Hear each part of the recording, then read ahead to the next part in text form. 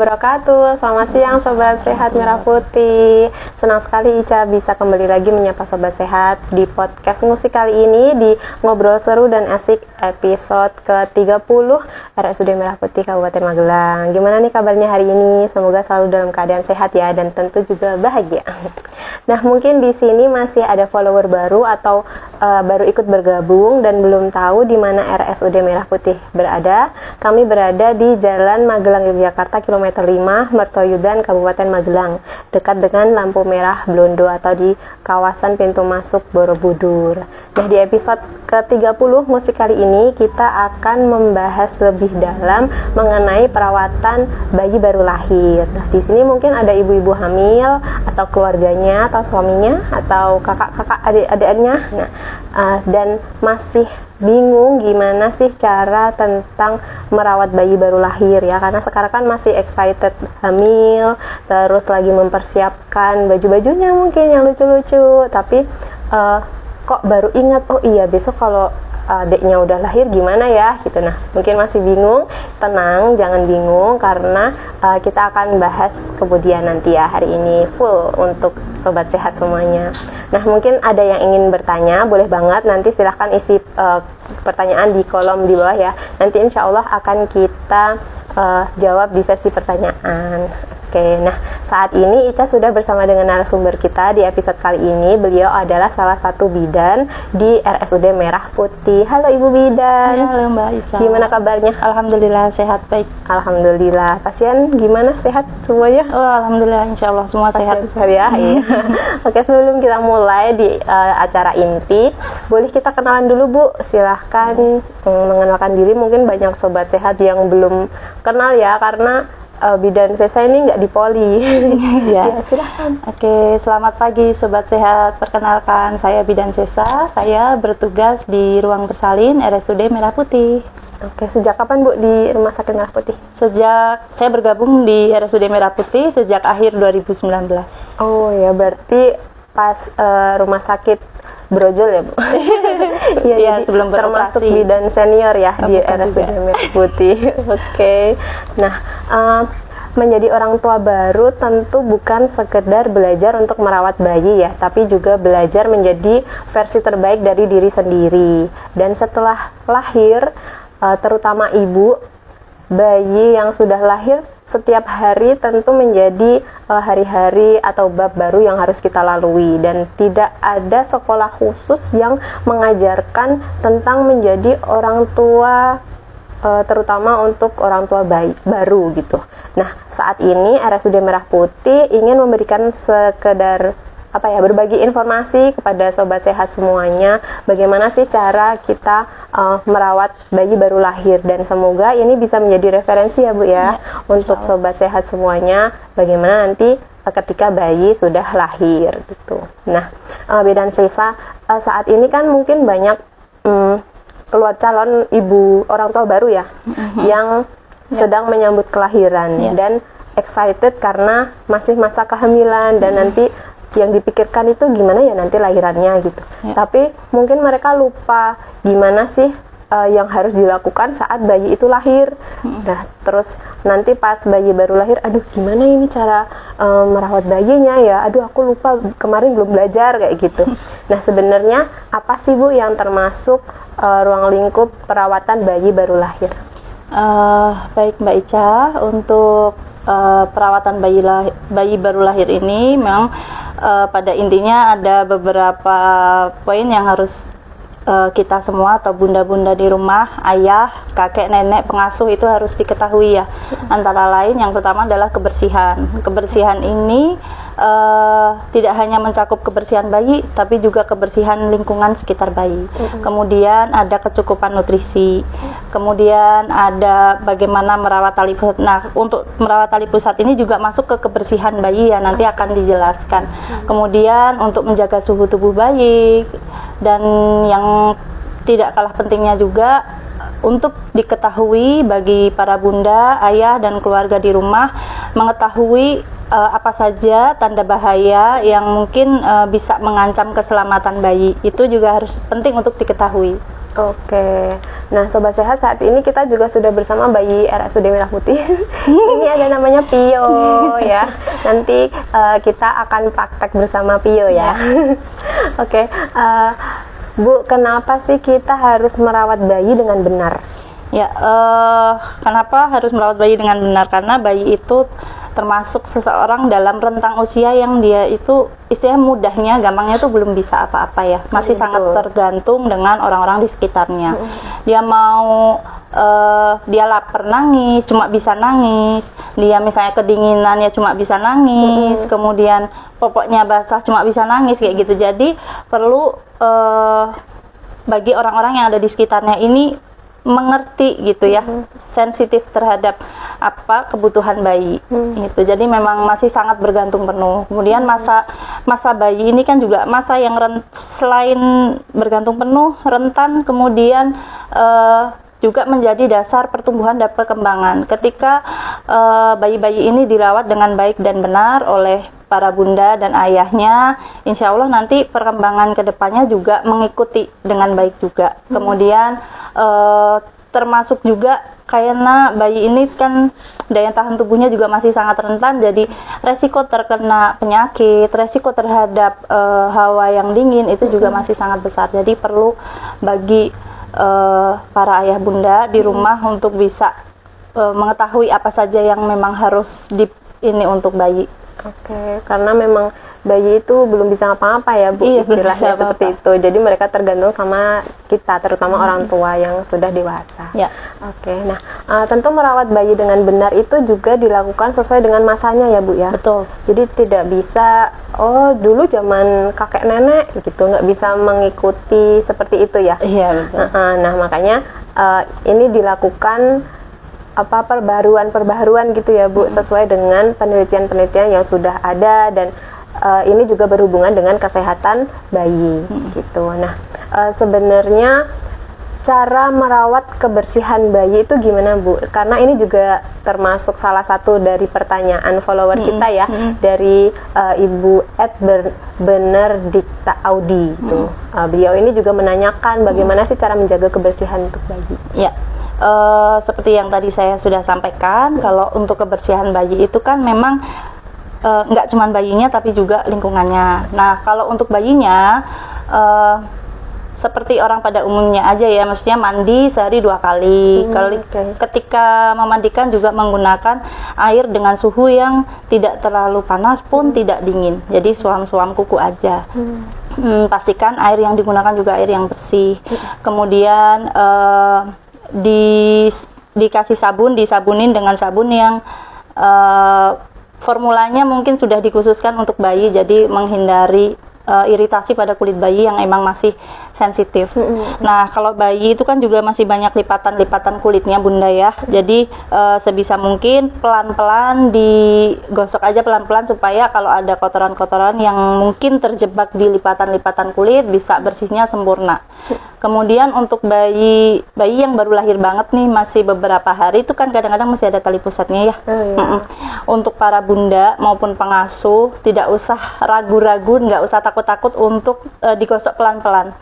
Pelan-pelan aja, maksudnya jangan kemudian takut-takut karena masih ada tali pusatnya terus adik nggak dimandikan, itu malah nanti jadi kalau nggak bersih kan nggak seger gitu ya. Maksudnya ya takutnya kotoran-kotoran debu-debu yang kemarin nempel nggak dibersihkan malah jadi berkembang biak kuman di situ. Betul. Terus disabunin aja biasa aja, dia nggak akan terasa sakit kok ketika tali pusat itu digosok pelan-pelan. Setelah itu jangan lupa nanti setelah mandi dikeringkan. Keringkannya harus maksimal ya, karena itu tadi lipatan-lipatan yang ada di kulit, yang ada di tubuh bayi itu kalau dia masih lembab, masih ada airnya gitu ya, nanti berpotensi bisa timbul ruam ya, yang suka merah-merah itu kayak gitu-gitu. Kadang-kadang dia masih lembab, ngeringnya nggak sempurna, nggak secara keseluruhan. Terus daerah kepala, kalau terutama bayi-bayi yang mungkin rambutnya lebat gitu ya, itu juga harus dikeringkan dengan baik gitu, jangan sampai masih ada basah-basahnya, karena itu kalau dingin kan nanti lama-lama walaupun air hangat, tapi kalau udah habis mandi kan jadi dingin juga. Takutnya itu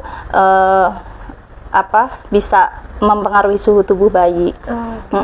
Kemudian daerah tali pusat itu jangan lupa untuk di tap-tap kering juga, di tap-tap kering, kemudian tidak perlu diberi apapun. Itu nah itu kan untuk kebersihan bayinya ya. Sementara kebersihan yang lingkungan yang tadi saya bilang adalah ini mencakupnya banyak, terutama lingkungan yang ada di sekitar bayi. Apa saja, misalnya dia pakaian yang menempel. Pakaian tuh nggak cuma baju aja Bunda, jadi dari topi sampai kaos kaki pun dia harus bersih. Jadi Bunda sebaiknya boleh mengkoleksi banyak topi ya, supaya bisa ganti-ganti, karena topi ini sangat penting banget untuk dipakein ke bayi, terutama kalau sore hari, malam hari gitu ya. Kenapa topi penting? Karena hubungannya adalah dengan mempertahankan suhu tubuh bayi supaya dia tetap hangat, karena bayi itu yang tadi pernah kita sampaikan juga bahwa usianya masih sangat rentan terhadap suhu dingin. Ya. Kemudian selain pakaian, alas tempat bayi ditidurkan juga harus dijaga kebersihannya. Sarung guling. Nah, kalau bayi-bayi yang bayi baru banget kan kadang-kadang ada guling ya, Mbak Ica ya, di kiri kanannya itu juga sarung bantalnya harus sering-sering diganti gitu ya, berapa hari sekali, atau kalau biasanya bayi gumoh, kena gumoh ya harus segera diganti, jangan nunggu dia jamuran. Terus kalau yang sekarang itu kan banyak ya bayi-bayi yang punya baby room sendiri gitu, punya kamar sendiri, walaupun dia kalau malam tidurnya sama bundanya, tapi kadang-kadang karena dia udah punya kamar, siang di situ. Biasanya tuh yang paling banyak saya lihat tuh ada boneka-boneka tuh banyak tuh. Nah, boneka-boneka tuh boleh, nggak apa-apa, asalkan dipastikan bahwa boneka-boneka itu juga bersih ya, terbebas dari debu, karena kalau boneka yang bulu-bulu raspur kayak gitu kan bisa sarang kena debu ya. Itu. Nah, kemudian kebersihan orang-orang yang dekat dengan bayi juga harus diperhatikan. Ya, para bunda, para ayah sebisa mungkin jangan punya kuku panjang. Kalau masih punya bayi ya jangan kuku panjang dulu deh, karena itu bisa berpotensial menggores kulit bayi yang memang masih sangat sensitif ini. Kebersihan pengasuh juga ya, cuci tangan sebelum pegang bayinya. Setiap kali mau pegang bayi ya Bu ya, harus cuci tangan. Iya, tapi kalau memang kerjaannya juga hanya megang bayi, nggak megang yang lainnya, ya nggak harus setiap kali mau. Ini yang penting dipastikan tangannya bersih aja. Terus satu lagi yang cukup penting ini adalah untuk ayah, untuk ayah yang mohon maaf sekali, ayah ini misalnya dia perokok. Iya. Dimohon untuk tidak merokok di dalam rumah. Satu, karena asap rokok itu kan bisa muter di dalam rumah ya, bisa masuk kemana-mana, termasuk ke kamar yang tempat adik tidur. Kalau merokok di luar rumah. Nah, kalau misalnya pun sudah merokok di luar rumah, kalau misalnya balik ke rumah pengen gendong adik gitu ya, kalau sebisa mungkin cuci tangan, cuci muka, dan ganti baju, karena partikel-partikel yang terkandung dalam asap rokok itu bisa nempel di baju, dan itu masih bisa kehirup sama bayi. Nah itu ya pesan juga, nggak cuma untuk ibu ya, tapi juga untuk orang-orang di sekitarnya, untuk kebersihan bayi itu sangat penting dilakukan, karena ini terkait dengan nyawa ya Bu ya. Nah kembali lagi Bu, untuk kebersihan itu tentang mandi ya. Tadi sudah disebutkan bocoran sama Bu Sesa tentang mandi 2 kali sehari. Nah sebenarnya untuk mandinya itu gimana Bu kalau untuk bayi ya? Kalau udah di rumah kan kita pegang, berarti sudah boleh dimandikan dengan air atau cuma dilap-lap aja atau gimana? Kalau sudah di rumah nih ya, kalau sudah di rumah nanti pagi sore aja seperti biasa. Sore ya jangan terlalu sore, sekitar pukul 3. Kemudian kalau pagi ya setelah berjemur mungkin ya. Jadi segar itu sekitar pukul 9. Jadi udara sudah tidak terlalu dingin lagi. Gitu. Berarti sudah boleh dimandikan langsung dengan air ya Bu ya. Nggak usah ragu cuma dilap-lap aja, takut kedinginan atau gimana. Karena nanti juga harus tetap dipakein baju ya Bu ya. Jadi untuk bayi yang benar-benar sehat ya, maksudnya bukan yang kurang bulan atau apa, karena nanti akan beda lagi perlakuannya. Oke, nanti kalau untuk yang bayi prematur Ya. bisa dibahas di sesi berikutnya mungkin ya Bu. Ya.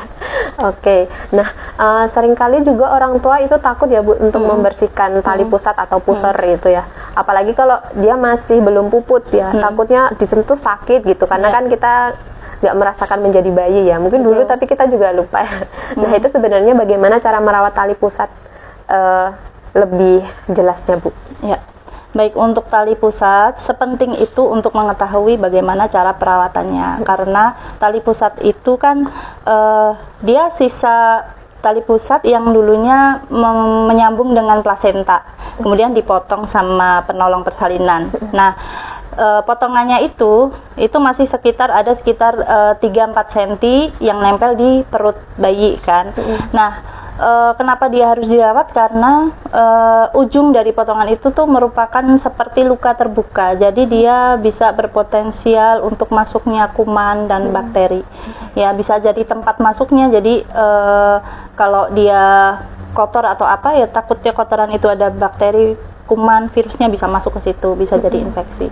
Nah, perawatan tali pusat ini itu sebenarnya sangat mudah Mbak, dan prinsipnya itu cuma dia itu bersih dan kering.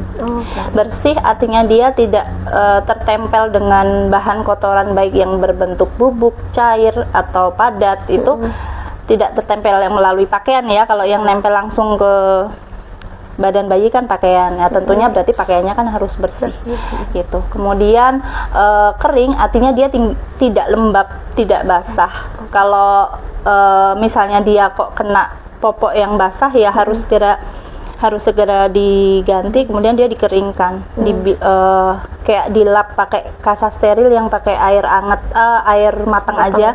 Dia untuk dibilas karena kena pipisnya kan, karena nggak menutup kemungkinan tuh kadang kena gitu. Iya. Kemudian kalau untuk setelah mandi kan udah dikeringin ya, tadi udah dijelasin. Nah, ketika mau makein popok, atau mungkin kita bisa praktekin aja ya, biar bunda-bunda nih ini ada bayangan. Iya. Iyo dilepas dulu. Aduh, dingin ya. Ya, ini adalah contoh bayi yang masih ada tali pusatnya. Nah, sebaiknya bunda-bunda kalau misalnya mau pakaiin popok, baik itu popok kain ataupun popok yang disposable gitu ya, sekali pakai. Ini harapannya di bawah tali pusat ya, jangan tali pusatnya itu dikerukupin di sini terus ditali. Ya, kenapa nggak boleh? Karena kalau si adik ini nanti pipis bisa ngenain ke tali pusat. Popoknya basah bisa ngelumpuk nutup ke tali pusatnya di lembab. Iya betul. Kemudian kalau misalnya dia BAB itu nanti juga kadang-kadang kan lepet-lepet sampai mana-mana. Kalau bunda-bunda nggak langsung tahu kalau bayinya itu BAB gitu. Nah, takutnya nanti kena sini juga kalau ini. Nah, kalau dipasangnya di bawah tali pusat begini ya bunda, ditekuk terus gini aja. Nggak boleh kencang-kencang ya Bu? Nggak boleh, jangan kencang-kencang. Ini jadi tali pusatnya di sini, di luar popok, baru ditutup baju. Udah gitu aja, gampang. Nggak perlu untuk ngasih olesan apapun, tidak perlu untuk ngolesin cairan antiseptik apapun itu, nggak usah. Yang penting bersih aja. Dan kalau bisa jangan dibungkus. Mungkin kalau bunda-bunda di rumah nih kadang-kadang ya, kalau orang awam mungkin kadang-kadang ngeri ya. Ya geli, gimana sih ada tali pusat begini gitu. Nggak apa-apa sih Bun, itu nggak masalah gitu ya. Jadi nggak usah harus dibungkus-bungkus. Takutnya kalau dia dibungkus-bungkus pakai kasa, kadang malah jadi lengket. Kalau nanti mau ngeganti lengket, bundanya takut, nggak tega mau narik kasanya, akhirnya nggak diganti. Biasanya gitu. Kalau dulu sering saya temuin kayak gitu. Terus buat mandi, ya udah masih nempel aja kasanya di situ, dia takut. Kalau kadang ada yang lepas langsung lepas sendiri. Kadang ada yang enggak. Nah, kalau yang enggak tuh kadang kalau bunda-bundanya atau nenek-neneknya takut untuk ganti, tetap aja di situ akhirnya agak bau. Iya. Oke, berarti tali pusat itu nggak boleh diapa-apain ya Bu, selain dibersihkan dengan kasa dan air yang matang dan dikeringkan. Iya, nggak boleh dikasih telon ya. Enggak, jangan. Terus jangan. apa ya? Ramuan-ramuan Bu, biasanya kan zaman dulu sering ditumbukin apa ya, kayak jamu-jamuan terus ditaruh di pusar itu. Iya, itu zaman dulu banget sih. Kalau sekarang kayaknya insya Allah kalau daerah-daerah sini udah jarang banget. Oke. Ini cuma itu aja kebersihannya, cuman kadang-kadang kan kebersihan orang masih suka lupa atau gimana. Karena beberapa waktu yang lalu waktu masih di tempat tugas yang lama, kadang kita menemukan juga area tali pusat ini ada apa namanya ya, ada potensial infeksi gitu. Jadi perhatikan kalau area pangkal tali pusat, yaitu di kulit perut yang ada di sekitar tali pusat itu kemerahan, kemudian muncul bintik-bintik putih kekuningan, itu isinya nanah. Nah itu jangan dibiarin, lekas segera dibawa ke puskesmas terdekat atau ke dokter anak sih, biar diobatin supaya nggak meluas infeksinya. Oke, baik. Kalau di Rumah Sakit Merah Putih, Ibu pernah menemui kasus bayi dengan tali pusat yang gimana Bu? Atau semuanya memang sudah paham karena sudah diedukasi sebelum pulang? Iya, kalau untuk masalah tali pusat paling hanya ini ya, kadang-kadang bau gitu, bau bacin biasa aja, bukan yang bau busuk ya. Ya kadang bau itu karena lembab, karena tidak dihindarkan dari lembab itu, jadi agak sedikit bacin. Ya mungkin itu hal yang normal sih, wajar sih, karena itu kan membusuk ya. Kalau sesuatu jaringan yang membusuk itu kan bau itu kan masih wajar. Oke. Nah selanjutnya nih Bu, bayi kan gampang kedinginan ya Bu mungkin ya, karena dulu di dalam perut kan anget ya. Terus lahir ke dunia tanpa ada yang menghangatkan kecuali baju gitu ya. Nah gimana caranya menjaga suhu tubuh nih Bu selain dengan menggunakan baju? Ya, untuk bayi baru lahir itu sebaiknya sering-sering untuk yang namanya skin to skin atau dipeluk, kontak kulit dengan kulit. Nah, pada awal kehidupan bayi ketika dia baru lahir, kami di ruang bersalin Merah Putih ya sudah mewajibkan banget bahwa kalau bayi yang memang lahirnya itu bugar, bagus, semuanya bagus, itu dilakukan inisiasi menyusui dini, yaitu meletakkan bayi di atas dada ibu, kulit bertemu dengan kulit. Ya, selain memang dia untuk menjaga suhu tubuh bayinya supaya terhindar dari hipotermi atau suhunya yang terlalu rendah, itu juga dari IMD itu nanti bisa bermanfaat untuk merangsang refleks-refleks primitif pada bayi gitu. Kemudian kalau dari pakaian jelas ya, pakaian yang panjang. Kemudian tadi udah saya bilang topi jangan sampai ketinggalan. Sepenting itu topi, karena kalau kepala itu, otak itu kan pusat pengaturan suhu ya. Nah, dia yang akan kalau lingkungannya dingin aku harus begini, tubuh itu harus begini, itu dari otak. Makanya daerah kepala ini harus anget, benar-benar anget. Nah, kalau misalnya udah di rumah nih, tempatkan bayi itu yang sekiranya jauh dari benda-benda yang bisa menyerap panas bayi. Contohnya misalnya Bunda jangan nih meletakkan bayi di atas meja aluminium atau meja yang stainless gitu, karena itu kan logam ya, itu nyerap panas. Kemudian tidak meletakkan bayi benar-benar di bawah AC atau di depan kipas angin, karena itu juga bisa mengurangi panas bayi dengan dia memberikan suhu dingin. Kemudian tidak meletakkan bayi di dekat jendela yang terbuka terlalu lama. Iya, jadi karena ditakutkan ada angin dari luar itu kan sekarang dingin ya, sembribit seperti itu. Oh iya, berarti kalau rumahnya ada jendela bisa dibuka, tapi bayi jangan terlalu di sampingnya banget ya? Iya, jangan. Oke. Biasanya bukanya pagi hari ya Bu? Pagi hari aja, nanti 10 menit, 15 menit tutup lagi. Oke gitu. Nah, kalau untuk penggunaan bedong gimana Bu untuk menghangatkan bayi? Bedong itu sebenarnya fungsinya memang hanya untuk menghangatkan. Jadi mungkin kurang pas kalau biar kakinya lurus, biar apa itu. Kalau dulu masih sering kita lihat itu bayi-bayi itu digedong ini kenceng banget, kaku gitu ya, kenceng banget sampai lurus banget. Nah itu jangan, itu malah bahaya, itu nanti mengganggu proses pernafasan bayinya. Jadi kalau bedong itu prinsipnya adalah hanya untuk menghangatkan. Jadi kalaupun pengen dibedong ya dibedong, tapi jangan kencang-kencang, yang penting dia nutup aja gitu. Oke, berarti penggunaan alat-alat bantu untuk menghangatkan itu juga harus menyesuaikan dengan kesehatan dan keselamatan bayi. Betul. Ya? Jadi misalkan udara lagi panas, oh ya pakai AC, oh ya pakai kipas, tapi juga harus diperhatikan untuk tidak langsung mengenai bayi. Kemudian sekarang apalagi lagi musim masa berdiding ya Bu, kayak dingin, pagi-pagi tuh dingin banget gitu. Jangan lupa juga untuk selalu menghangatkan ya, karena kadang kita kalau agak kebangun pagi itu juga dingin banget ya, apalagi bayi ya. Biasanya bayi itu tidak bahasa tubuhnya itu tidak sepintar orang dewasa ya dalam menghangatkan. Kan kalau kita kan cari selimut gitu. Kalau anak bayi kan belum bisa ya, karena masih itu belum bisa ngomong. Iya, aduh dingin, taunya Nah gitu. Itu kalau bayi kedinginan nanti otak akan memerintahkan tubuh bayi ini untuk menghasilkan panas, untuk membakar kalori. Kalau kita bakar kalori kita jadi kurus ya nggak apa-apa. Cuman kalau bayi kan jangan gitu.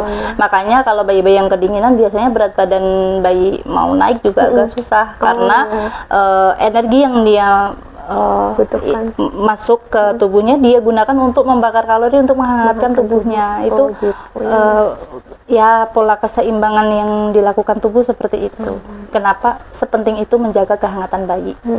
Nah itu bunda-bunda, sobat sehat semuanya, penting ya untuk menjaga kehangatan bayi ya, karena bayi juga ada target untuk kenaikan berat badan karena untuk pertumbuhannya juga ya.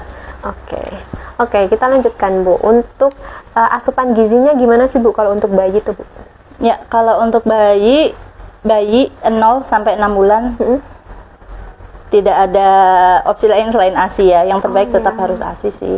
Kenapa ASI Bu? Karena ASI itu kandungannya sangat kompleks ya. Kadang ya enggak tahu ya, pabrik mungkin ada zat-zat tertentu yang tidak diketahui pabrik yang buat susu. Ya seperti itu. Jadi sangat kompleks, dan ASI itu kan ternyata produksinya itu disesuaikan dengan usia bayi. Usia bayi, kemudian kebutuhan bayi itulah hebatnya ASI. Oke. Berarti untuk saat bayi baru lahir sampai umur 6 bulan itu yang paling utamanya itu adalah ASI ya, ASI susu ibu gitu. Dan bukan kalau zaman dulu ya, mungkin ada daerah yang bilang kalau ASI baru pertama kali keluar itu ASI basi, benar apa enggak Bu? Yang kayak katanya ini kan warnanya kuning, sedangkan susu kan warnanya putih gitu. Ya enggak ada ya Bu, bunda-bunda di rumah nggak ada namanya ASI basi.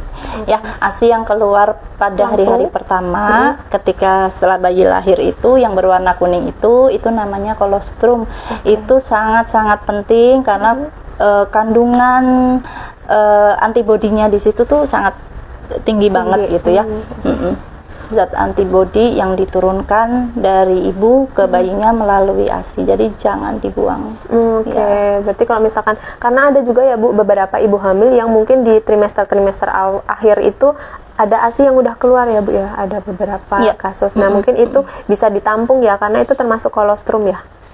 Kalau yang awal-awal. Kalau yang awal-awal sepertinya paling kalaupun keluar dia nggak banyak ya, Mbak Ica. Jadi nggak banyak, paling hanya berapa cc, dan kalaupun itu ditampung juga ya kalau memang banyak banget bisa, tapi kalau biasanya sih belum banyak sih Mbak Ica. Paling cuma ya karena dia ngerembes aja.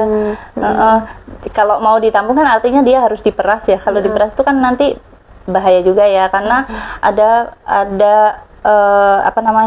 kerja hormon di situ yang nanti pengaruhnya sama kontraksi. Nah, kalau belum saatnya kan nanti juga jadi kasihan juga adanya. Ya mungkin kalau ada kasus di mana ibu hamil di trimester akhir yang sudah mendekati waktu kelahiran terus ternyata sudah merembes, mungkin bisa udah bersihin aja. dibersihkan aja ya. Jadi jangan merangsang area puting susu. area puting areola itu. Oke, nah jadi itu kan tadi manfaat ASI untuk bayi ya Bu ya. Kalau untuk ibunya sendiri ada nggak sih Bu manfaat menyusui? Manfaat menyusui bagi ibu ya sangat banyak ya, sangat banyak banget. Yang pertama dari berbagai penelitian sudah disampaikan bahwa dengan menyusui, dengan proses menyusui, maka ibu akan terhindar sekian persen dari kejadian kanker payudara. Itu. Kemudian dengan proses menyusui itu mempercepat kembalinya berat badan ke semula, walaupun nggak bisa yang benar-benar bisa kayak dulu, nggak cuma karena proses menyusui itu kan membakar banyak kalori. Itu. Kemudian bisa menjadi metode KB alami. Kemudian bisa membantu mempercepat pemulihan masa nifas atau pemulihan rahim. Kembali ke ukuran semula. Jadi orang yang hamil itu kan rahimnya ya besar ya, karena untuk tempat bayi kalau lagi nggak hamil itu kan besarnya cuma sebesar telur bebek, segitulah. Nah, proses dari setelah melahirkan sampai ke kembalinya ke sebesar telur bebek itu membutuhkan kontraksi. Kontraksi itu kenapa sih kok menyusui itu bisa membantu mempercepat itu, karena ketika menyusui ada satu hormon yang diaktifkan, yang mana hormon tersebut bisa membantu untuk kerja kontraksi rahim. Jadi bisa mengecil ya gitu. Itu ya luar biasa sekali kalau kita mengetahui tentang itu ya. Kemudian mencegah pendarahan setelah melahirkan, jelas karena kontraksi di rahim itu kan salah satunya juga dia menjepit pembuluh darah yang terbuka, yang tadinya tempat nempelnya plasenta. Jadi ketika plasenta plasenta itu kan nempel ke rahim bunda, nempel ke rahim ibu itu kan dengan pembuluh darah. Jadi ketika plasenta itu terlepas, maka pembuluh darah yang tempat dia nempel tuh akan terputus-putus. Akhirnya kan dia terbuka. Jadi di dalam rahim itu kayak luka. Nah, pembuluh darah ini itu beranyam-anyam dengan otot rahim. Nah, ketika otot rahim itu kontraksi, maka pembuluh darahnya itu kan kejepit. Nah, disitulah yang namanya dia mencegah pendarahan, karena kejepit kan, udah darah nggak ngalir. Tapi kalau ototnya nggak kontraksi, itu pembuluh darahnya nggak kejepit, jadi darahnya ngalir, jadi pendarahan seperti itu. Nah, proses kontraksi ini yaitu tadi dipengaruhi sama satu hormon yang itu juga sangat berpengaruh ketika dalam proses menyusui. Oke, berarti menyusui itu nggak sekedar memberi ASI ya Bu ya, tapi bisa membantu kesehatan dalam badan ibu juga ya, untuk pemulihan ibu juga. Untuk bonding juga jelas sih, ikatan jadi lebih batin menempel ya. Oke, jadi jangan takut untuk menyusui ya, calon ibu menyusui, ibu-ibu hamil, takutnya aku menyusui nanti takutnya misalkan kan badannya jadi semakin besar ya Bu, takutnya nanti bayinya kesesakan gitu karena menyusuinya kan di gini ya, ya sering-sering takut menyusui nanti payudaranya diturun. Jadi kendor ya, gitu. Jadi kendor. Enggak ya Bunda, jadi yang mempengaruhi bentuk payudara itu ketika proses hamilnya. Kan kelenjar-kelenjar susu berkembang itu ketika hamil, bukan ketika menyusui. Gitu. Oke, berarti bukan karena menyusui. Iya, bukan karena menyusui. Jangan. Berarti karena nggak usah takut karena kehamilannya. Tapi kan itu kan itu nggak apa-apa lah, nggak untuk masalah. Adiknya juga ya, nggak cuma untuk badan kita aja gitu. Kan nanti toh juga bisa membakar kalori ya, jadi badan bisa lebih langsing gitu ya, timbang kalau tidak menyusui gitu. Kalau pengalaman saya dulu waktu menyusui juga 10 kilo naiknya kan Bu, pas udah umur 1 bulan udah balik lagi ke berat badan sebelum hamil. Wow. Pas pertama kali ya. Keren banget. Tapi pas alat kedua nggak turun-turun karena saya banyak makan Bu, kan biar asinya banyak. Betul. Oke. Nanti anak ketiga kayak saya. Nanti. Oke. Nah, kalau untuk pemberian ASI yang tepat gimana sih Bu? Tidak ada rumus pasti untuk memberikan ASI yang tepat, karena sebenarnya rumus pastinya pasti ini 2 jam sekali, itu enggak. Maksudnya ASI itu diberikan on demand sesuai keinginan bayi. Kapanpun bayi itu ingin menyusu, ya dikasihkan. Jangan misalnya, oh ini belum 2 jam deh, no, tidak boleh menyusu, ya enggak gitu. Ya, bayinya pengen nyusu ya disusuin aja. Nah, kalau bayi yang misalnya tidur itu udah 3 jam, 4 jam, jangan dibiarin juga, karena yang terlalu lama juga nggak bagus. Bayi tidur yang terlalu lama itu kita jadi ambigu nih Mbak Ica, jadi bisa jadi emang dia ngantuk tidur atau dia lemes. Lemes dia, akhirnya dia cuma tidur. Nah itu yang bahaya juga nggak boleh, makanya 3-4 jam tetap harus dibangunin dulu, ganggu aja tuh bayinya, nanti baru nangis pengen nyusu ya disusuin. Seperti itu. Kemudian perlekatannya juga harus benar ya. Maksudnya ketika menyusu, kalau di rumah sakit kita di Merah Putih itu di bangsal nifas biasanya bunda-bunda yang habis melahirkan itu, teman-teman perawat atau bidan yang ada di sana itu akan ngajarin bagaimana cara menyusui yang benar. Itu nanti apakah bayinya harus, ini saya praktekkan ya Mbak Ica ya. Jadi kepala bayi masih banyak saya temuin juga, bayi itu ditaruh di atas bantal begini, terus ibunya nyusuin gini. Itu sangat menyiksa bunda, jangan dilakukan ya. Itu capeknya minta ampun bagi bundanya, dan itu nggak efektif, nggak maksimal. Jadi nggak usah pakai bantal terus sini terus bundanya begini ya. Tapi kepala ini ada di siku atas. Terus tangan bunda yang di sini ini nempel ke badan bayi begini sampai ke bokong begini. Terus bagian perut bayi nempel ke dadanya bunda. Gitu. Itu pegang bayinya. Nah, baru kalau misalnya enaknya ini diganjel bantal nggak apa-apa, tapi kan bayi kena tangan bundanya dulu, baru bantal biar nggak pegel mungkin ya bundanya. Kalau bayinya gendut kan ya berat juga. Itu perlekatannya dengan ibu. Nah, sedangkan ketika nyusunya bayi itu, mohon maaf, puting dan area sekitarnya yang berwarna gelap itu bisa usahakan masuk sebanyak mungkin ke mulut bayi. Jadi mulut bayi itu menjerangap gitu. Karena kalau hanya putingnya aja yang masuk itu biasanya satu, ibunya pasti lecet. Putingnya lecet. Kemudian ketika menyusu bunyinya celap itu artinya banyak udara yang masuk. Jadi nggak efektif.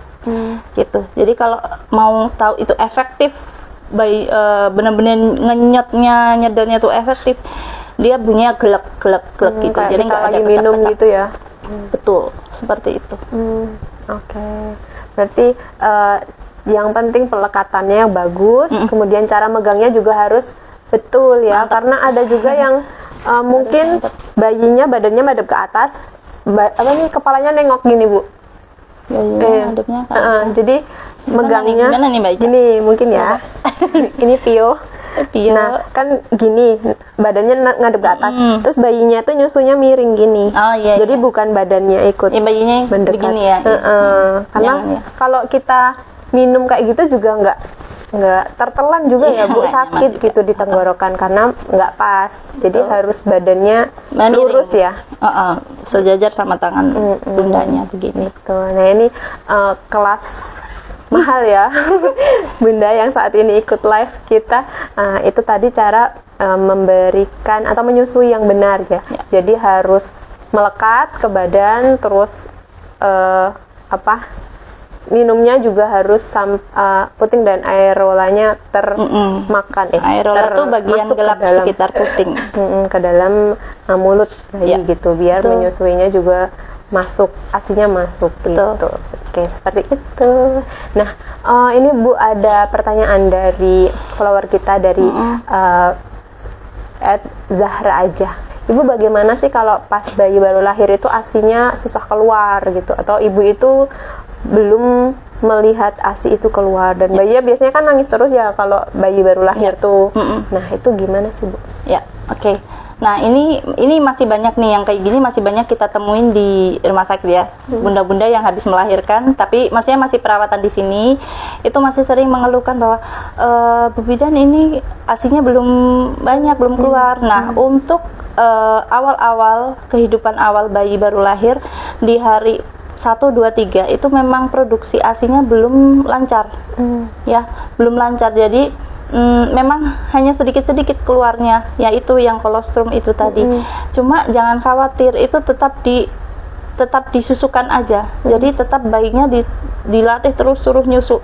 Kalau dia bayinya belum pinter nyusunya, biasanya Bu bidan yang ada di bangsal itu akan ngajarin suruh nempelin, tetap nempelin. Jadi bayi biar terbiasa dengan puting ibu, terbiasa dengan aroma ibu, seperti itu membantu bayi dalam menyusu. Jadi kalau Bu bidan yang ada di bangsal nifas kita sih biasanya udah memahami namanya refleks menyusu. Mereka sudah memahami ini bayinya ada enggak, ini apakah normal, apakah tidak, itu sudah diketahui ya. Jadi insya Allah sih kalau bunda-bunda sepulang dari merah putih ini perawatan insya Allah sudah bisa cara menyusuinya. Itu satu. Dan memang berproduksinya belum banyak. Ya caranya ya hanya dengan disusukan terus aja. Terus kalau bayinya nangis terus gimana Bu? Nah, bayi yang terus menangis itu tidak hanya karena bayinya lapar. Ya, bisa jadi dia kedinginan. Bisa jadi dia popoknya basah, dia nangis. Bisa jadi dia gigit semut, kita nggak tahu. Iya, jadi banyak hal yang membuat kenapa bayi itu nangis terus. Nah, untuk beberapa hal bayi menangis juga bagus karena latihannya untuk otot pernafasannya biar bagus. Bayi yang lahir baru aja lahir kan memang harus nangis juga. Ketika dia sudah lahir dia menangis ya jangan kemudian terus berpikir bahwa bayi menangis itu dia sedang dalam kesulitan terus, enggak. Jadi menenangkan pikiran sebagai seorang ibu, keluarga, ayah itu juga penting. Oke. Jadi ibu semuanya harus mengenali ya, tangisan bayi itu kan ada artinya juga ya Bu. Kalau awal-awal baru lahir mungkin apalagi ibu baru, orang tua baru, keluarga baru itu belum tahu arti bayi nangis tuh kenapa. Taunya kan itu lapar, itu disusui kayak gitu. Kadang-kadang mungkin orang-orang di sekitar kita itu yang kadang suka mendaunkan ibu ya, apalagi ibu baru gitu. Itu anakmu nangis terus tuh mesti ASINnya kurang, mesti itu yang suka jadi pikiran ibu baru nih. Aduh ASIku kurang, terus habis itu terus dikasih tambahan yang lain. Padahal di umur-umur bayi baru lahir tuh kebutuhan ASINya juga masih kecil ya Bu ya, masih kecil banget. Dan ASI produksi dari ibu itu juga menyesuaikan sama kebutuhan bayi gitu. Jadi jangan langsung dikasih segelas, kan nggak mungkin juga bayi baru lahir langsung minum segelas. Bayi baru lahir itu memang lambungnya sekali dalam satu sesi minum itu paling hanya membutuhkan 1 sendok. Jadi jangan dibayangkan sekali minum itu 1 botol. Jadi 1 sendok berarti hanya berapa tetes itu ya kan. Jadi bunda nggak perlu khawatir, bunda nggak perlu insecure. Aduh ASI saya enggak. Nanti dia akan berproduksi secara lebih masif itu di hari ketiga dan seterusnya. Tapi ada syaratnya juga nih Mbak Ica kalau mau produksi ASINya bagus, karena itu nggak semata-mata menjadi tugas bundanya. Kita di ruang bersalin merah putih, baik di ruang bersalin maupun ruang nifasnya itu juga selalu edukasi ke ayah juga, karena peran ayah di sini juga sangat besar pada momen menyusui ini. Satu, bunda nggak boleh stres, nggak boleh kecapean. Ya, ketika badan kecapean itu kan staminanya itu kan menurun ya. Stamina menurun artinya semua kerja tubuhnya juga nggak bisa optimal maksimal.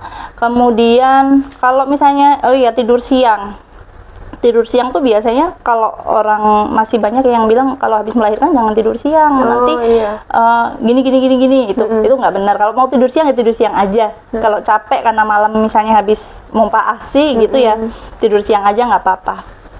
Nah, kemudian nutrisi. Ini juga penting banget untuk diketahui para bunda bahwa produksi ASI itu juga sangat dipengaruhi oleh apa yang Bunda makan, ya.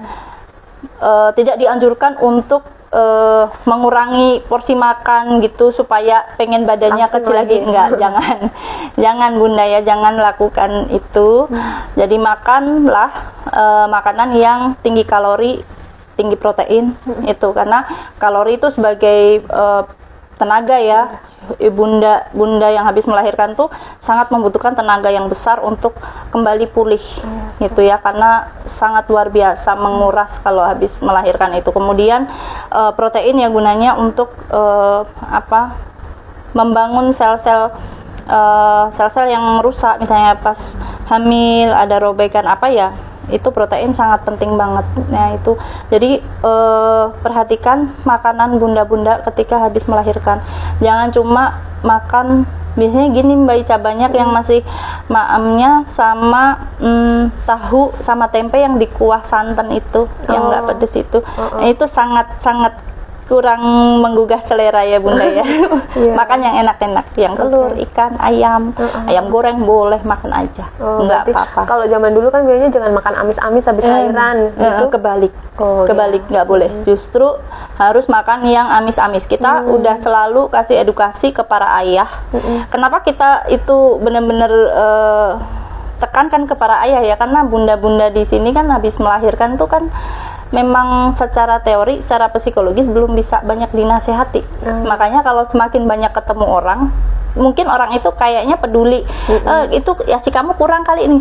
Bukannya memberi semangat, itu bikin bisa jadi down, seperti yang Mbak Ica tadi sampaikan gitu ya. Jadi stres, jadi stres. Nah, maka itu kita kasih edukasinya ke ayah. Ya, ayah, ibu besok gini, kita udah sampaikan gitu ya. Jadi para ayah siap-siap. Para ayah biasanya juga udah pada bestie nih sama bu bidan yang ada di Merah Putih.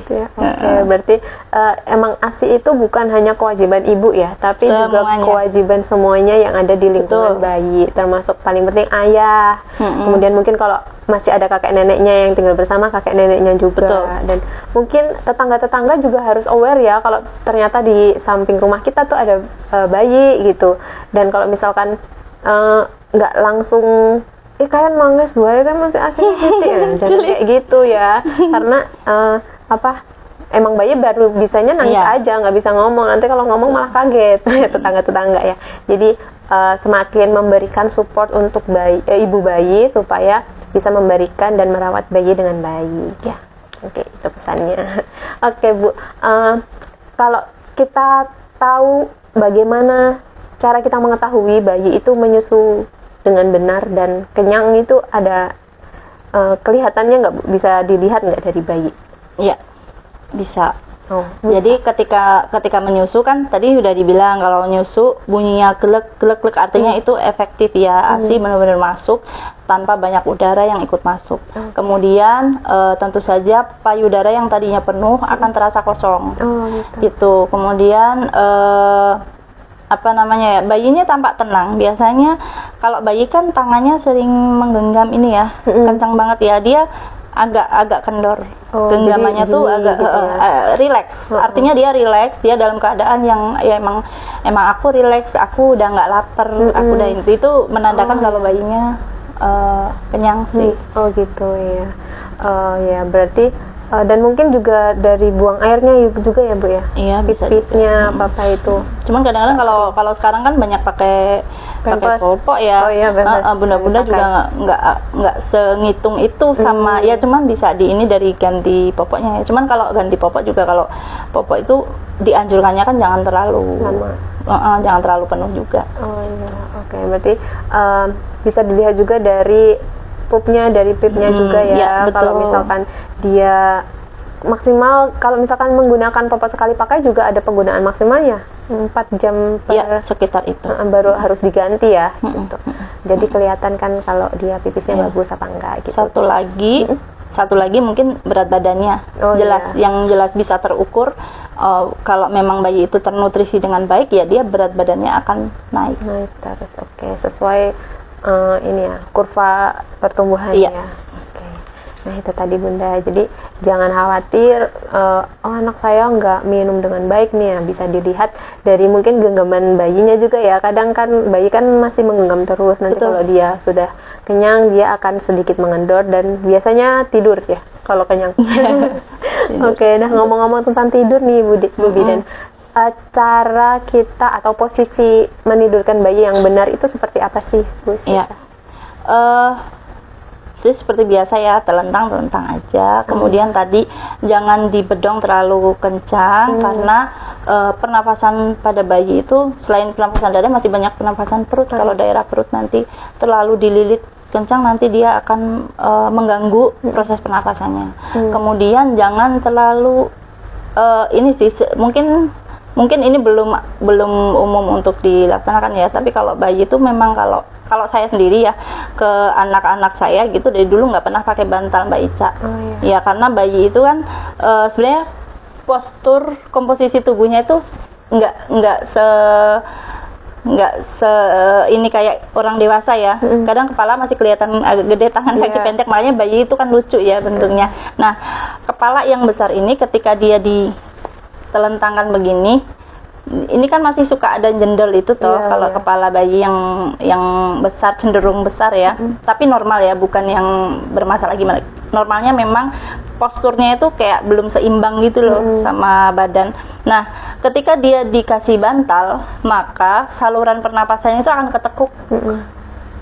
Jadinya nggak lancar gitu. Tapi kalau dia nggak tanpa bantal, jadi ini bisa sebagai bantalan. Jadi memang kalaupun pengen ngasih bantal mungkin jangan yang terlalu tinggi ya, mungkin ya gitu. Oke, itu terlentang ya Bu. Jadi mungkin kalau pengen dimiringin sesekali boleh, tapi diawasi. Oke, dengan pengawasan, dengan pengawasan. Bukan dengan tidur waktu malam itu miring atau apalagi mengkurap ya Bu ya, belum. Iya, jangan. Ya dengan pengawasan lah itu. Kalaupun mau yang seperti itu dengan pengawasan. Kemudian juga jauhkan dari benda-benda yang kayak bantal yang terlalu besar di sampingnya, boneka yang terlalu besar, takutnya itu nanti ya bayinya gerak, bonekanya ngejatuhin bayinya jadi susah napas. Oke. Kalau untuk selimut gimana Bu? Kan kalau kita orang dewasa biasanya tidur pakai selimut ya. Kalau bayi gimana? Apa boleh apa tidak? Sebenarnya boleh, cuman sering-sering di ini ya, karena takutnya kadang-kadang selimutnya sebenarnya nutupin muka. Itu kalau sekarang kan banyak yang kayak kantong-kantong gitu, sleeping bag untuk bayi itu. Apa namanya Mbak Ica? Sleep sack. Oke, jadi itu tujuannya emang untuk menghangatkan ya, bukan untuk nutupin mau tidur gitu. Oke, nah itu mungkin penggunaan properti yang ada di tempat tidur bayi itu juga harus diawasi ya. Sobat sehat semuanya, jangan sampai menimbulkan menutupin muka bayi, dan bayi kan belum bisa refleks untuk mengambil ya. Kalau ada barang-barang yang menutupi, takutnya nanti terjadi kematian ya Bu, karena kesusah bernafas pada bayi gitu. Oke, terus kalau untuk alas tidurnya bayi gimana Bu? Ya, yang datar aja sih, datar dan alasnya anget. Yang penting anget dan datar aja, nggak usah terlalu yang gimana. Kalau yang bulu-bulu itu malah nggak dianjurkan. Kadang-kadang ada toh alas kasur bayi yang bulu-bulu gitu, kalau bisa dihindari ya, karena bisa tempat debu bersarang. Oke, seperti itu ya, sahabat sehat. Nah, kalau untuk selanjutnya Bu, untuk stimulasi nih Bu, kan akhir-akhir ini kita mungkin banyak pegang sosmed ya, jadi terdengar kata-kata stimulasi untuk bayi. Nah, stimulasi untuk bayi itu yang seperti apa sih Bu? Apa sudah bisa dilakukan saat bayi baru lahir? Ya, begitu bayi lahir, sebenarnya kami para provider yang menolong persalinan ya di rumah sakit kami tadi sudah melakukan IMD. IMD itu juga bagian dari stimulasi, stimulasi untuk merangsang refleks-refleks primitif bayi, refleks merangkak, refleks menyusu, mencari puting susu, itu terlatihnya sejak di IMD. Kemudian ketika sudah di rumah, Bunda mungkin bisa ngajak ngobrol, walaupun bayi itu belum ngerti ya. Kalau di minggu-minggu awal juga kan penglihatan bayi belum sejelas orang dewasa.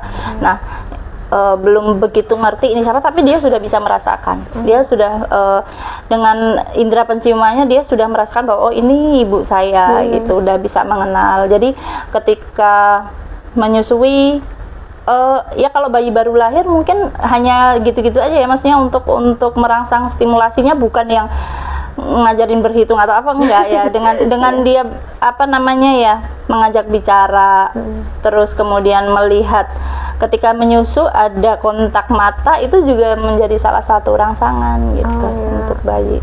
Kemudian kalau yang sekarang lagi hype juga tummy time gitu ya. Kalau tummy time ya memang harus dilaksanakan ketika bayinya itu sadar.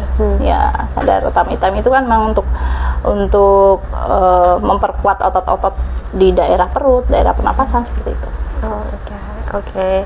Nah, untuk sobat sehat semuanya, berarti kalau masih bayi itu jangan dianggap bayi nggak tahu apa-apa terus didiemin, nyusuin, taruh lagi, diemin, tinggal pergi kemana gitu ya. Tapi juga harus distimulasi ya, setidaknya diajak ngobrol sambil menyusui, sambil ngobrol gitu ya Bu, dipegang-pegang dengan lembut gitu. Oke Bu, kemudian untuk ini yang wajib kita waspadai nih Bu, untuk bayi baru lahir itu apa sih Bu? Ada nggak tanda-tanda bahayanya? Nah, ini salah satu poin penting tadi ya Mbak Ica ya, yang harus diwaspadai, yang harus diketahui oleh para bunda dan ayah di rumah, kakek nenek pengasuh harus paham ya kalau di rumahnya ada bayi. Satu, itu demam. Demam yang, nah sekarang kan udah banyak ya termometer yang digital yang dijual di apotek-apotek gitu ya. Paling enggak punya lah itu satu untuk jaga-jaga. Jadi demam, dikatakan demam itu kalau misalnya angkanya 37,5 atau lebih. Atau dia terlalu dingin, itu juga resiko ya. Terlalu dingin tuh di angka 36,5, di bawah itu. Di bawah 36,5. Kemudian kulit bayi yang nampak kuning di 24 jam pertama. Tapi kalau itu insya Allah kita sudah pantau ketika ibu masih dirawat di rumah sakit sih. Ya kalau yang nggak bagus kan, kalau yang dia artinya dia ada hubungannya dengan suatu penyakit, itu kan yang di 24 jam pertama itu yang bahaya. Tapi kalau yang setelah itu sampai dengan hari ke-14 sih masih oke ya, mungkin dia masih adaptasi itu namanya. Tapi kalau udah yang lebih dari itu dan meluas sampai ke mata, sampai ke jari-jari kuku, tangan, kaki, nah itu juga harus diwaspadai. Dan kalau bayi baru lahir itu kan memang ada waktu-waktu dikontrol sama Bu Bidan ya, yang terdekat, atau bunda ngontrol, masih ada kesempatan kontrol untuk ke spesialis anak kami ya di Poli itu. Nah nanti bisa akan terlihat itu kalau ada masalah. Kemudian bayi yang muntah muntahnya terus menerus ya, nggak sekedar gumoh, tapi muntah. Kadang muntah warnanya coklat, itu juga bisa kemungkinan bayinya juga kedinginan. Tapi kalau sampai udah muntah yang seperti itu, lebih baik diperiksakan ke dokter aja. Kemudian ada diare. Kalau diare itu jarang terjadi sih. Kalau bayi yang memang masih ASI itu hampir nggak pernah terjadi. Kemudian tali pusatnya kemerahan, baunya bau busuk ya, seperti tadi ya, kemerahan. Kemudian kadang-kadang ada bintik-bintik putih kekuningan yang isinya nanah, itu juga berbahaya. Kemudian perhatikan juga warna BAB-nya adik. Kalau warnanya dia kayak dempul, putih, pucat, itu juga kemungkinan ada masalah. Jadi lebih baik segera periksakan aja kalau menemui yang seperti itu. Kalau untuk BAB bayi itu sebenarnya ada apa ya, kalau kayak diare kan 6 kali, lebih dari 6 kali, karena kan kalau bayi kan mungkin masih sedikit ya makan minumnya, minum ASI-nya.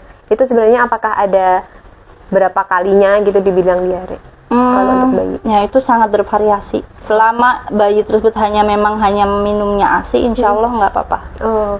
Kadang ada yang seharian nggak BAB juga, kadang nggak apa-apa. Yang bahkan sampai 5-8 kali, tapi karena minum ASI aja, masih oke.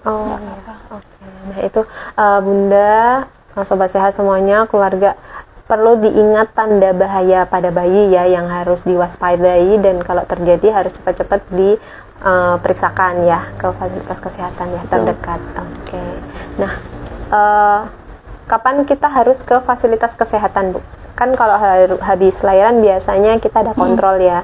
Nah, kapan di luar hari kontrol itu harus segera ke vaskes? Ya, begitu ditemui tanda bahaya. Oh iya. Ya, begitu ada tanda bahaya sebaiknya nggak usah nunda, nggak usah nunggu sampai hari kontrol, segera periksakan.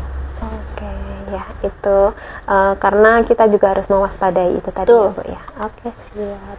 Nah, bukan sekarang di masyarakat itu udah mulai berkembang ya kayak sosial media atau alat-alat yang untuk belajar selain di sekolah gitu dan berseliweran, dan sebenarnya ada beberapa perilaku yang dilakukan kepada bayi yang sebenarnya itu sudah tidak boleh dilakukan gitu demi kesehatan dan keselamatan bayi. Apakah sebenarnya masih boleh menggunakan bedak Bu untuk bayi? Bedak ya, kalau bedak itu sebenarnya udah lama itu tidak dianjurkan ya, terutama bedak yang literally tabur, benar-benar tabur, terutama di daerah wajah atau daerah leher atau daerah kemaluan, atau itu sudah lama sekali tidak dianjurkan karena kalau di daerah wajah nanti bisa terhirup, nah itu partikel-partikelnya bisa nanti mengganggu pernapasan. Kalau nanti di daerah kelamin atau daerah tali pusat ya takutnya kita tidak pernah tahu apakah itu bisa menginfeksi apa tidak, seperti itu. Kemudian kadang-kadang juga kan karena kulit bayi itu masih sangat sensitif, jadi kita tidak tahu juga bahan apa yang mungkin bisa mengiritasi. Jadi mungkin bisa diminimalkan aja lah, nggak usah pakai bedak-bedakan dulu. Oke, itu. Oke, kemudian untuk penggunaan gurita Bu, apakah masih boleh sekarang? Kalau gurita juga sudah tidak, itu juga udah agak lama tidak dianjurkan karena penggunaan gurita itu juga bisa mengganggu pernapasan. Biasanya para nenek-nenek zaman dulu akan senang melihat gurita yang terpasang dengan kencang dan rapi. Padahal itu bayinya itu tersisa apa tidak kita tuh nggak tahu gitu ya. Dia napasnya bisa terganggu. Karena pernah saya dulu kurang lebih mungkin 8-9 tahun yang lalu pernah menemui ada yang sampai bayinya itu meninggal mendadak karena itu terlalu kencang. Oh ya, berarti sudah tidak boleh menggunakan gurita. Kalau untuk makanan padat atau seperti madu gitu boleh nggak Bu untuk bayi? Ya, jangan ya, jelas tidak boleh karena kandungan-kandungannya yang kita nggak tahu untuk bayi. Kalau untuk penggunaan gelang, jimat, kalung, kayak peniti yang besar gitu boleh nggak Bu? Kan ada kan beberapa yang dikasih. Iya, banyak. Kalau kalung jangan, karena takutnya nanti kecekik. Kita nggak tahu bayi ini nanti kecekik, nggak tahu. Terus kemudian gelang biasanya gelang yang dari kain ya. Iya, takutnya itu ya malah jadi sumber kotoran. Sumber maksudnya debu apa kotoran bisa nempel di situ. Kemudian kalau cincin ya nanti rawan melukai. Kadang-kadang rawan melukai. Terus kalau gelang yang logam juga itu rawan melukai sih. Lebih baik jangan. Terus kalau yang dikasih pakai peniti ya, biasanya itu bangle itu ya penitinya yang agak ngeri ya Mbak Ica ya. Takut ketusuk ya. Iya, takut ketusuk mah.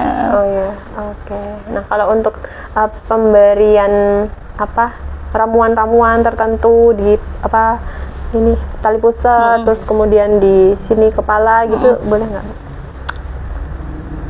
Tidak, kalau yang daerah tali pusat jelas tidak dianjurkan ya. Jelas tidak dianjurkan karena itu adalah salah satu luka terbuka. Itu sangat-sangat dilarang. Kalau di ubun-ubun ya biasanya kan ditaruh di ubun-ubun. Itu tuh sebenarnya juga manfaat secara ininya ya mungkin hanya bisa menghangatkan.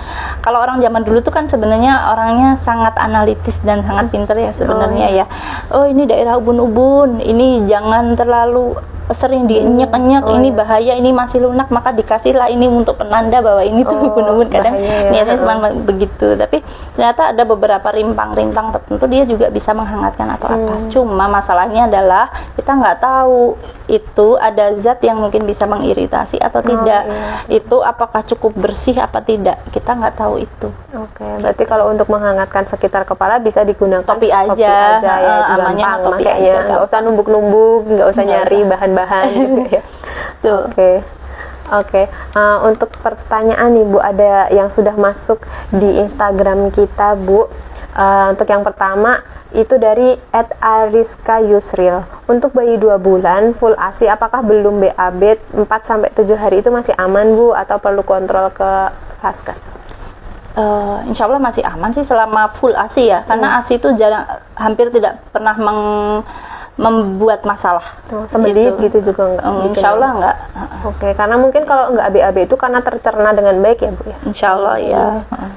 Oke, gitu. Jadi nggak usah khawatir ya. Jangan khawatir Bunda. Oke, terus kemudian ada pertanyaan lagi dari @mazaya. Gimana caranya untuk menidurkan bayi di malam hari dengan mudah Bu Bidan? Karena anak saya 1 bulan, kalau malam suka begadang, tapi kalau siang banyak tidurnya. Iya.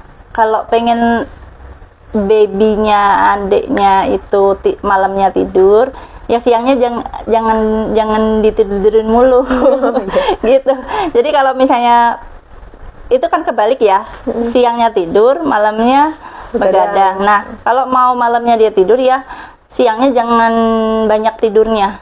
Ya jadi dirangsang. Terus gimana caranya biar adik itu ini akhirnya nanti di malam hari kan dia capek tidur gitu. Jadi aktivitasnya ya itu PR-nya Bunda untuk menyesuaikan jam biologisnya si adik. Gitu. Kemudian usahakan sebelum jam-jam tidur, jam 9 malam, atau kalau ini yang saya lakukan ya, yang pernah saya lakukan terhadap anak saya itu kenyangin dulu pakai ASI.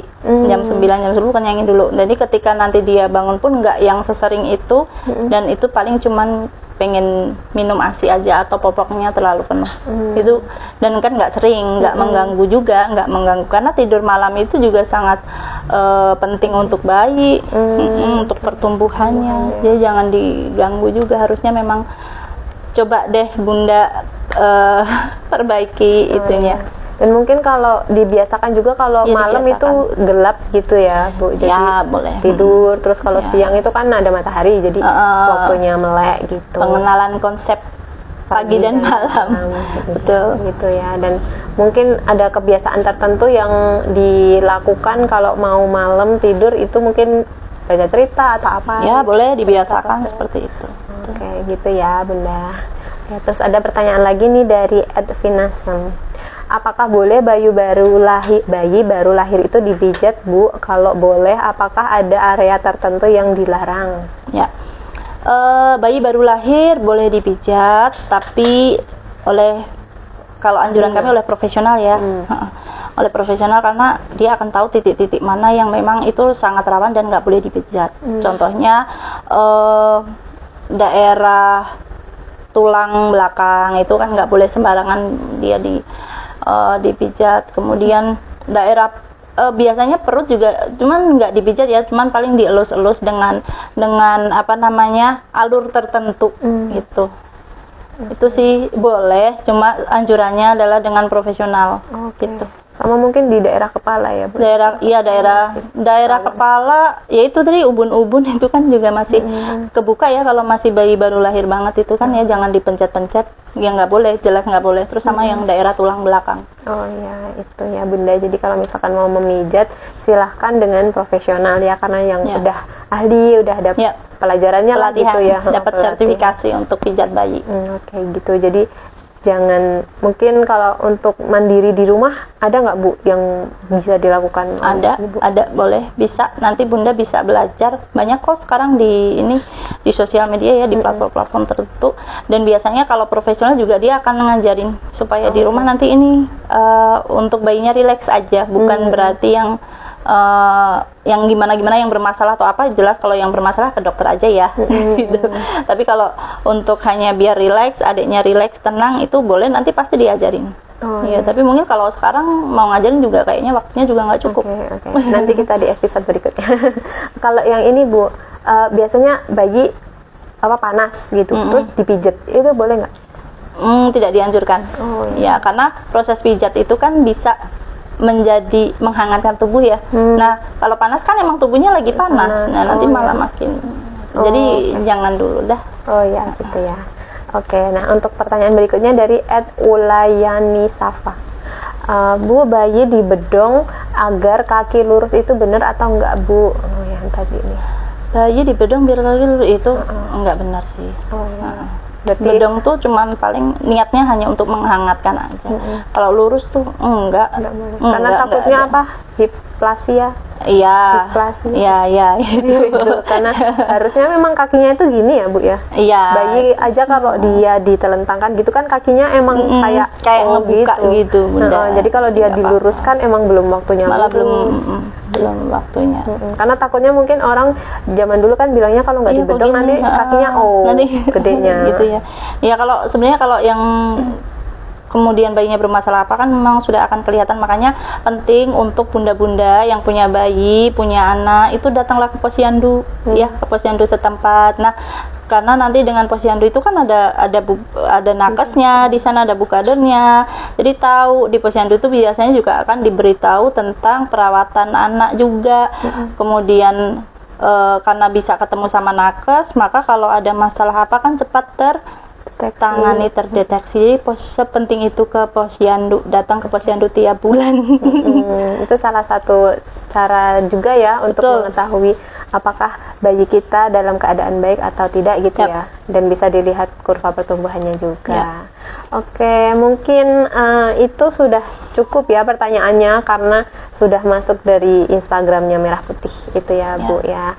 Oke Sobat Sehat yang ingin memeriksakan diri ke RSUD Merah Putih, silahkan bisa mendaftarkan diri juga untuk secara online untuk pasien BPJS dengan aplikasi mobile JKN atau melalui website s.id/rsudmp. Nah untuk pasien BPJS ini jika ingin mendaftar ke Rumah Sakit Merah Putih, pastikan sudah mendapatkan rujukan dari Vaskes tingkat pertama ya. Dan jika untuk pasien yang sudah mendaftar online, silahkan datang di hari pemeriksaan 1 jam ya sebelum pemeriksaan, karena untuk check-in di lobi gitu. Dan untuk informasi lebih lanjut, Sobat Sehat bisa menghubungi layanan informasi di RSUD Merah Putih di WhatsApp dengan nomor 08112586 000. Sekali lagi 08112586 000. Dan jangan lupa juga untuk follow Instagram kita di @rsud Merah Putih untuk mengetahui informasi terbaru atau jadwal-jadwal terbaru tentang RSUD Merah Putih. Nah, Bu Bidan, sebelum kita tutup sesi podcast pada hari ini, apakah ada pesan yang ingin disampaikan kepada Sobat Sehat semuanya? Silahkan. Ibu yang sehat dan bahagia, maka bayinya juga ceria, sehat, dan sejahtera. Oke, berarti harus selalu bahagia ya. Iya. Apapun keadaannya diusahakan harus untuk selalu bahagia. Bunda semua harus bahagia. Kami bersama Bunda. Siap. Luar biasa sekali Bu Bidan Sesa. Terima kasih sudah mengisi sesi podcast pada hari ini ya Bu Bidan. Semoga apa yang tadi sudah disampaikan bisa menjadi acuan atau bisa menjadi referensi untuk Sobat Sehat semuanya, terutama ibu hamil yang sedang menunggu kelahiran bayi ya. Semoga nanti perawatan bayi baru lahir di rumah juga dilakukan dengan baik ya, dan bahagia, selamat menunggu hari kelahiran.